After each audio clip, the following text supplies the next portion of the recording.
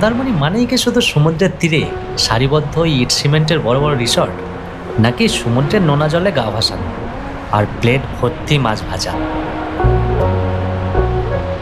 অনেকের কাছেই মন্দারমণি মানে হয়তো অবাধ মদ্যপান, কিন্তু বিশ্বাস করুন, মন্দারমণির আসল রূপটা এর থেকে কিন্তু একদমই আলাদা।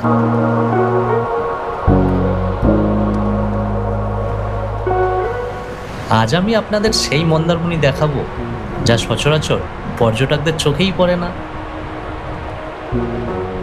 ব্যস্ততা আর কোলাহল ছেড়ে আজ আমার সাথে চলুন এক অন্য মন্দারমণির খোঁজে, যেখানে প্রকৃতি তার রূপ সাজিয়ে বসেই আছে শুধু আপনাদের জন্য।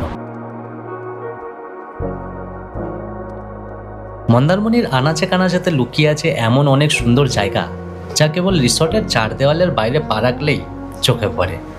রিসর্টের গেট দিয়ে না বেরোলে আপনি বুঝতেই পারবেন না প্রকৃতি এখানে কতটা মায়াবী। এই ব্যস্ত জীবনে এক একজন মানুষের খুশির রসদ এক এক রকম। কেউ হয়তো প্রিয় মানুষের হাতে হাত রেখে সময় কাটিয়ে খুশি, কেউ সমুদ্রের ঢেউয়ে গা ভিজিয়ে আনন্দ পান, আবার কেউ বা নেশার ঘুরে জাগতিক সব চিন্তা ভুলে থাকতে চান।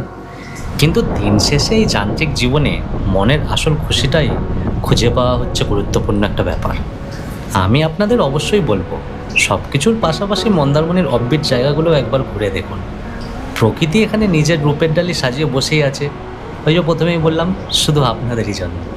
ব্যস্ততা সরিয়ে রেখে প্রকৃতির এই স্নিগ্ধ স্পর্শ নিন, দেখবেন জীবনের সব ক্লান্তি নিমেষেই কোথায় দূর হয়ে চলে যাবে। যেখানে ঝাউবনের ফাঁক দিয়ে আসা হাওয়া আপনার কানে কানে কথা বলবে, আর লাল কাঁকড়াদের অবাধ বিচরণ দেখে মনে হবে এই বালুচর কেবল ওদেরই। নির্জন সৈকতে দাঁড়িয়ে যখন দিগন্তের দিকে তাকাবেন, তখন একবার অন্তত আপনার মনেই হবে, ইস, যদি বাকি জীবনটায় শান্তিতে এরমভাবে কাটিয়ে দিতে পারতাম তবে কতই না ভালো হতো। তো গাড়ি নিয়ে অজানার উদ্দেশ্যে বেরিয়ে পড়লে চোখে পড়ে প্রকৃতির হাজার একটা রূপ। আমাদের এবারের গন্তব্য ছিল জোনপুট। দুপাশে সবুজের সমারোহ আর চারি সাইডে মন্দির, আর সমুদ্রের নোনা বাতাস গায়ে মেখে যখন দরিয়াপুর লাইট হাউসে পৌঁছালাম, তখন বুঝলাম প্রকৃতির সৌন্দর্য উপভোগ করতে করতে আমরা সময়ের হিসাবটা গুলিয়েই ফেলেছি। ততক্ষণে লাইট হাউসের গেটে অলরেডি তালা পড়ে গেছে। যারা দরিয়াপুর লাইট হাউসে আসতে চান তারা মনে রাখবেন, এটি খোলার সময় হলো বিকাল 3টে থেকে বিকাল 5টা পর্যন্ত। মাত্র 2 ঘন্টার এই সময়টুকু না জানলে আমাদের মতোই আক্ষেপে পড়তে হতে পারে।